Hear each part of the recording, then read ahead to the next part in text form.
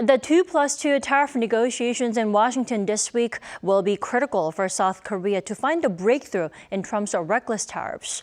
Will the talks be the much-needed breakthrough or another setback? Let's turn to Dr. Younbshik Bong this morning. Good morning. Good morning. So let's start with acting President Han Duck-soo's statement. South Korea not fighting back against Trump's tariffs, citing South Korea's historical debt to Washington. What kind of approach is this?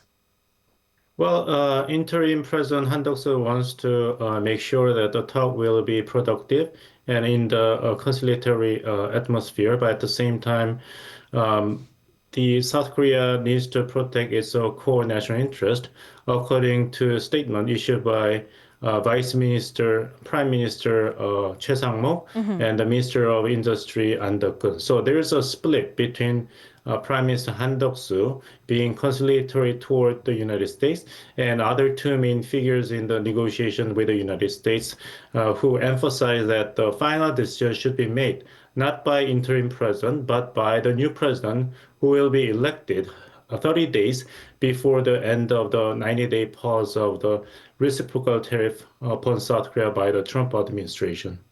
Right, because the Finance Minister Choi Sang-mok has said that the government, he will not be rushing through the negotiations and leave it up to the next administration. Now, but South Korean team will be aiming for win-win scenarios for both Seoul and Washington. Now, talking about deals that can satisfy both sides, is this where shipbuilding and LNG come into play as leverage? Well, shipbuilding, yes, because South Korea is the only viable choice for the United States to strengthen its naval power in response to the increasing military power of China, because South Korea is the only reliable partner to outsource the shipbuilding for U.S. Navy. But LNG development in Alaska is only personal dream for President Donald Trump. And it's a very risky business proposition. So South Korean team has no business to preemptively conclude that South Korea has to make concession for that risky project by the United States. South Korea needs to wait. The business and the congressional moves with regard to the actual LNG development plan in Alaska. Well, Dr. Bong, about the 2+2 meeting this week, though, which will take place on the sidelines of the G20 finance ministers meeting, why do you think the U.S. is expanding the agenda to include trade issues? Is it because the U.S. is possibly more desperate to resolve tariff issues? Yes, the United States is very desperate. Think about it. It imposed a reciprocal tariff to almost 80 nations. And if you want to make a tariff deal with each of the 80 nations in the span of 80 days, then you have to take care of at least one country per day. Right. So Trump administration is on the defense. Time does not favor the Trump administration. Well, time is ticking for Trump. Now, South Korean officials claim the upcoming talks will be about consultations, not negotiations. What does this mean? Why consultations and not negotiations? Because consultation is not the same as a negotiation, because trade negotiations are subject to domestic laws. So all these government officials dealing with U.S. counterparts have a legal and political obligations to make report to the National Assembly for approval for the plans.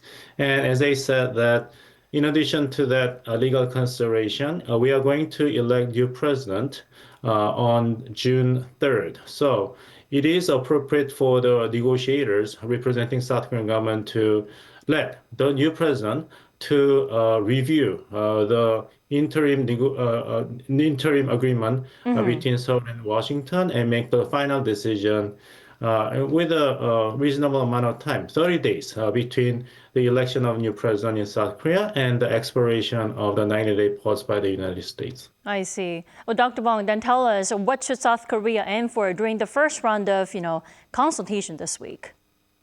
Just listening, whatever arguments and proposal to be made by the Trump administration, including possible surprise appearance of President Donald Trump himself, as it did with regard to the visit by the Japanese negotiator to Right. Washington, D.C. But remember that the purpose of South Korean team is not to make early agreement, but good agreement that is acceptable not only for the interim President Han Duck-soo, but also, and more importantly, the new president who will be in charge of governance for the next 5 years in South Korea. Definitely. Dr. Bong, thank you so much for connecting with us this morning. You have a wonderful day.